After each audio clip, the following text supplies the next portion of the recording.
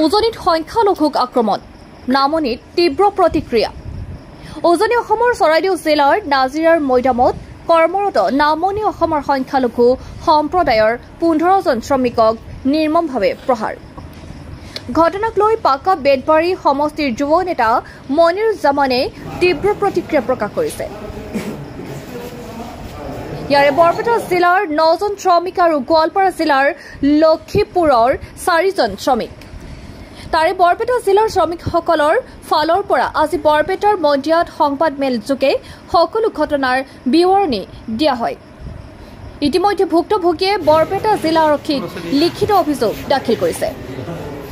সমন্বয়ৰ অসম মাতৃৰ ঢিং অঞ্চলত কেইজনমান নৰপিশাচে যি ধৰ্ষণৰ দৰে জঘন্য কাণ্ড সংঘটিত কৰিলে তাক লৈ তীব্ৰ ভাষাৰে ধিক্কাৰ জনোৱাৰ লগতে জড়িত প্ৰতিজন দোষীক ফাষ্ট ট্ৰেক আদালতৰ জৰিয়তে ৰাজহুৱা ফাঁচীৰ দাবী উত্থাপন কৰিছে মনিৰুজ্জামানে। এই দাবী প্ৰতিটো ভাষা-ভাষী, প্ৰতিটো জাতি জনগোষ্ঠীৰ বা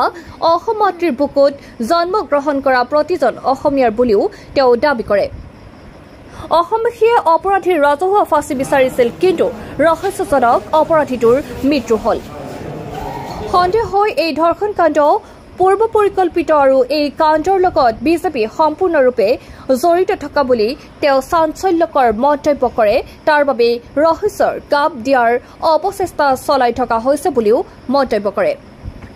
জামানেকৈ মানুহজন কোন শ্ৰেণীত পৰে মই নাজানো, কিন্তু হিন্দু মুছলিম কৰি এই ক্লাছলেছ মুখ্যমন্ত্ৰীৰ নেতৃত্বত সমন্বয়ৰ অসমৰ সাম্প্ৰদায়িক সংঘৰ্ষ লগোৱাৰ ষড়যন্ত্ৰ চলাই থকা হৈছে। জামানে কয়, আমি স্পষ্টভাৱে ক'ব খুজিছো যে অসমৰ অগ্নিগৰ্ভা পৰিৱেশৰ দায়ী একমাত্ৰ বিজেপি দল আৰু বিজেপি চৰকাৰ। তাৰ স্পষ্ট প্ৰমাণ অসমৰ ভিন্ন প্ৰান্তত ইতিমধ্যে 22টা ভিন্ন উপাধিৰ ব্যক্তিৰ দ্বাৰা জঘন্য ধৰ্ষণ কাণ্ড সংঘটিত হৈছে। প্ৰতিজন অসমীয়াই আমি বিচাৰি আছো প্ৰতিজন ধৰ্ষণকাৰীৰ ফাঁচী হওক। নাজানো সেই মানুহজন কোন শ্ৰেণীত পৰে। ক্লাছলেছ মুখ্যমন্ত্ৰী হিমন্ত বিশ্ব শৰ্মাৰ নেতৃত্বত সাম্প্ৰদায়িক সংঘৰ্ষ লগাই অসমখনৰ যি হাতামপুখীয়া সম্প্ৰীতি, সেই সম্প্ৰীতি সম্পূৰ্ণৰূপে বিনষ্ট কৰি অসমখনক তছনছ কৰিবৰ এক চক্ৰান্ত চেষ্টা চলাই থকা হৈছে। সমন্বয়ৰ ভূস্বৰ্গ অসম মাতৃৰ ঢিং অঞ্চলত কেইজনমান নৰপিশাচে যি জঘন্য, যি নাৰকীয় ধৰ্ষণ কাণ্ড সংঘটিত কৰিলে তাক আমি তীব্ৰ ভাষাৰে গৰিহণা প্ৰদান কৰিছোঁ। এই নাৰকীয় ঘটনাৰ লগত জড়িত প্ৰতিজন দোষীক কঠোৰৰ পৰা কঠোৰ শাস্তিৰ দাবী আমি আগৰ পৰা জনাই আহিছিলোঁ। আমি অপৰাধীক কৰায়ত্ব কৰি আইনৰ প্ৰক্ৰিয়াৰে ৰাজহুৱা ফাঁচী আমি বিচাৰিছিলোঁ আৰু এই দাবীটো সৰ্বত্ৰ অসমবাসী, প্ৰত্যেকটো দল সংগঠন, প্ৰতিজন অসমীয়াই অপৰাধীৰ চৰম শাস্তিৰ দাবীত অসমৰ বিভিন্ন প্ৰান্তত পদযাত্ৰাৰ পৰা আৰম্ভ কৰি বিভিন্ন আন্দোলনৰ কাৰ্যসূচী লৈছিল। অসমবাসীয়ে এই নৰপিশাচকেইটাৰ ফাঁচী বিচাৰিছিল, কিন্তু অতি ৰহস্যজনকভাৱে ৰাইজে বিচাৰিছিলে ৰাজহুৱা ফাঁচী, হ'ল কিন্তু সেই অপৰাধীজনৰ ৰহস্যজনক মৃত্যু। আৰু ইয়াৰ দ্বাৰা আমি স্পষ্টভাৱে সন্দেহ কৰিব পাৰোঁ যে এই নাৰকীয় হত্যাকাণ্ডৰ লগত বা এই নাৰকীয় ধৰ্ষণ কাণ্ডৰ লগত বিজেপি যে জড়িত আছে তাৰ স্পষ্ট প্ৰমাণ। অপৰাধীক আমি ৰাজহুৱাভাৱে ফাঁচী বিচাৰি, কিন্তু হ'ল ৰহস্যজনক মৃত্যু। এইটোৱে প্ৰমাণ কৰিছে যে নাৰকীয় ধৰ্ষণ কাণ্ডৰ লগত স্পষ্টভাৱে বিজেপিৰ কোনোবা অঙহী বঙহী নিশ্চিতভাৱে জড়িত আছে আৰু ইয়াৰ লগত জড়িত অইন কিছু ব্যক্তিও জড়িত আছে, যি ব্যক্তি নাম হয়তো প্ৰকাশ হলে আজি বিজেপিয়ে যিটো কৰিব বিচাৰিছে সেইটো কৰিব নোৱাৰিলেহেঁতেন। আজি আপোনালোকে জানে, আমি স্পষ্টভাৱে ক'ব বিচাৰিছো যে আজিৰ যে অগ্নিগৰ্ভা পৰিৱেশ, এই অগ্নিগৰ্ভা পৰিৱেশৰ কেৱল মাত্ৰ দায়ী হৈছে বিজেপি দল আৰু অসম চৰকাৰ। কাৰণ অসমৰ বিভিন্ন প্ৰান্তত এই কেইদিনত 22টাকে ধৰ্ষণ কাণ্ড সংঘটিত হৈছে। আপোনালোকে সংবাদ মাধ্যমৰ প্ৰতিজন ব্যক্তি অৱগত, অসমবাসী ৰাইজ অৱগত, 22টাকে ধৰ্ষণ কাণ্ড সংঘটিত হৈছে। প্ৰতিজন অসমীয়াই এই 22টা ধৰ্ষণ কাণ্ডৰ লগত জড়িত প্ৰত্যেকগৰাকী নৰপিশাচক ফাঁচীৰ দাবী উত্থাপন কৰিছে। কিন্তু বাস্তৱ ক্ষেত্ৰত আমি দেখিছো একমাত্ৰ ঢিং কাণ্ডটোক লৈ একাংশ দল সংগঠনে বিজেপিৰ চুতলিটিত বা বিজেপিয়ে পতা জালত ভৰি দিয়া আমাৰ লক্ষ্য হৈছে যে তেওঁলোকে বিজেপিয়ে বিচাৰি আছে যে অসমত সাম্প্ৰদায়িক সংঘৰ্ষ লগাই তেওঁলোকৰ 26ৰ যি বৈতৰণি পাৰ কৰিব লাগে সেই বৈতৰণি পাৰ কৰাৰ এক অপচেষ্টা তেওঁলোকে হাতত লৈছে আৰু কোনোবা সংগঠন জানি কোনোবা নাজানি বিজেপিৰ জালত ভৰি দি আজি সেই 22টা ধৰ্ষণ কাণ্ডৰ কথা অসমবাসী বা সেই দল সংগঠন বিলাকক পাহৰণিৰ গৰ্বত পেলাই দিয়াৰ এক অপচেষ্টা চলাই আছে একমাত্ৰ ধিং কাণ্ডটোক লৈ আৰু সেই ধিং কাণ্ডটোৰ গয়না লৈ এক সাম্প্ৰদায়িক ৰং হানি আজি অসম তুলপাৰ কৰা পৰিৱেশ এটা সৃষ্টি হৈছে তাৰ গয়না লৈ একাংশ সংগঠনে আজি অপৰাধিক জাতপাতৰ দৃষ্টিৰে চাই মিয়াখেদা আন্দোলনৰ পৰিগণিত কৰিব বিচাৰিছে আৰু ইতিমধ্যে আটাছুৰ নিচিনা সংগঠনে ভাবুকি প্ৰদান কৰি আছে উজনি অসমৰ পৰা নামনি অসমৰ সংখ্যালঘু মানসিক খেদি পঠোৱাৰ কাৰণে তেওঁলোকে ভয় ভাবুকি প্ৰদান কৰি আছে আৰু ইতিমধ্যে আপোনালোকে জানে চৰাইদেউৰ বাগানত এটা সংগঠিত হৈছে য'ত একাংশ উগ্ৰ সাম্প্ৰদায়িক চৰিত্ৰৰ ব্যক্তিয়ে আটাছুৰ নাম লৈ আছুৰ নাম লৈ তেওঁলোকে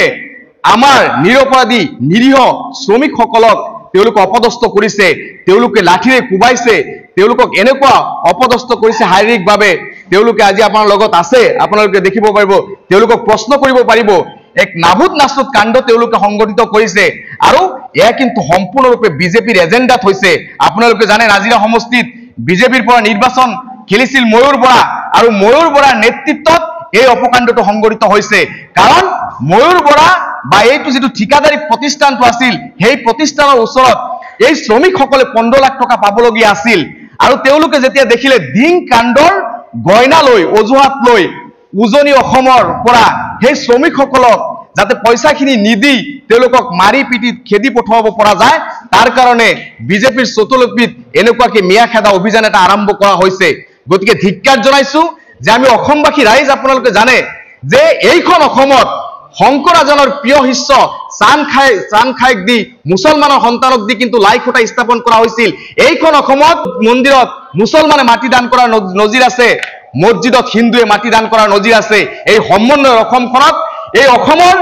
মই নাজানো সেই মানুহজন কোন শ্ৰেণীত পৰে ক্লাছলেছ মুখ্যমন্ত্ৰী হিমন্ত বিশ্ব শৰ্মাৰ নেতৃত্বত সাম্প্ৰদায়িক সংঘৰ্ষ লগাই অসমখনৰ যি হাতামপুখীয়া সম্প্ৰীতি সেই সম্প্ৰীতি সম্পূৰ্ণৰূপে বিনষ্ট কৰি অসমখনক তছনছ কৰিবৰ এক চক্ৰান্ত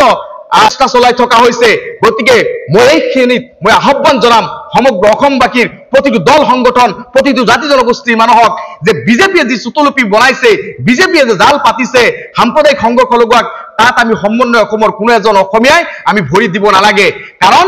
এই যে অত্যাচাৰ মিয়াখেদা অত্যাচাৰ সেই অত্যাচাৰ কিন্তু কোনো সাম্প্ৰদায়িক ৰহন হাৰিব বিচাৰিছে ঠিকই কিন্তু বাস্তৱ ক্ষেত্ৰত যদি আমি লক্ষ্য কৰো কোনোবা ঠিকাদাৰী প্ৰতিষ্ঠানে টকা পাইছিল সেই টকা যাতে দিব নালাগে তাৰ কাৰণে শ্ৰমিকসকলক মাৰপিট দি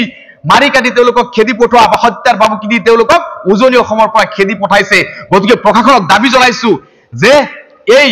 শ্ৰমিকসকলক অত্যাচাৰ কৰা এই নিৰীহ সাধাৰণ মানুহ উজনি অসমত কাম কৰি তেওঁলোকে পেট প্ৰৱৰ্তন কৰে তেওঁলোকে পৰিয়াল পালে তেওঁলোকৰ ল'ৰা ছোৱালীক শিক্ষা দিয়াৰ চেষ্টা চলাই আছে দুবেলা দুমুঠি অন্ন যোগাৰ কৰাৰ কাৰণে উজনি অসমত কাম কৰা শ্ৰমিকসকল যাতে উলটি আহিব নোৱাৰে আমি সমন্বয়ৰে যাতে অসমৰ ইমূৰৰ পৰা সিমূৰৰ পৰা শান্তিৰে আমি ঘূৰি পকিব পাৰো উজনি অসমৰ মানুহ যাতে নামনিত আহি কাম কৰিব পাৰে বা ফুৰিব পাৰে নামনিৰ মানুহ যাতে উজনিত গৈ ফুৰিব পাৰে শান্তিৰ অসমখনক যাতে আমি শান্তিৰে ৰাখিব দিওঁ তাৰ কাৰণে কোনেও যাতে এই বিজেপিৰ চক্ৰান্তত ভৰি নিদিয়ে প্ৰত্যেকটো দল সংগঠনৰ নেতাসকলক মই আহ্বান জনাম আহক আমি সমন্বয়ৰ অসমখনক সমন্বয়ৰে বৰ অসম গঢ়াৰ চেষ্টা চলাও আমি যাতে কোনো ৰাজনৈতিক প্ৰৰোচনাত পৰি অসমৰ এক সংঘাত সৃষ্টি নকৰো তাৰ আহ্বান জনাইছো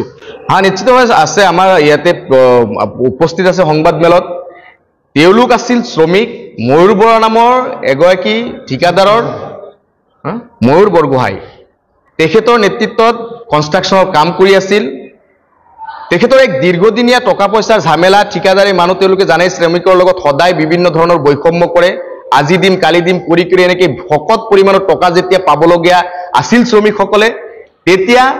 এই যে শেহতীয়া অসমৰ সাম্প্ৰদায়িক পৰিস্থিতিৰ প্ৰতি লক্ষ্য ৰাখি সেই ময়ূৰ বৰগোহাঁই এটা বুদ্ধি কৰি এওঁলোকক যাতে 15 লাখ টকা নিদি বিনা পইচাত যাতে এওঁলোকক বিদায় দিব পাৰি তাৰ কাৰণে এই বিভিন্ন ধৰণৰ আছুৰ নাম লৈ আছু জিন্দাবাদ আটছু জিন্দাবাদ বিভিন্ন জাতীয়তাবাদী সংগঠনৰ শ্লোগান দি সংগঠনক আছুক বিপথে পৰিচালিত